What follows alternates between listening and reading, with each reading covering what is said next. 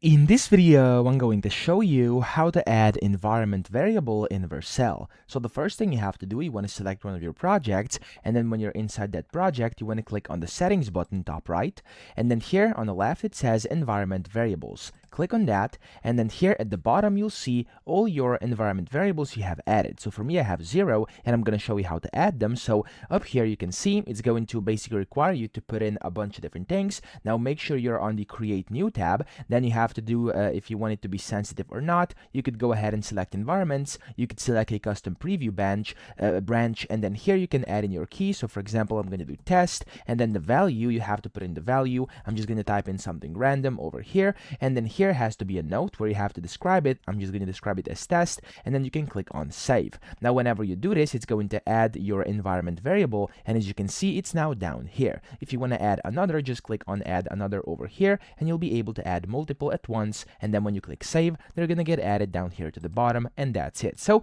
that's how we do it. I hope this video helped you out. If it did, please subscribe to the channel and help me out as well.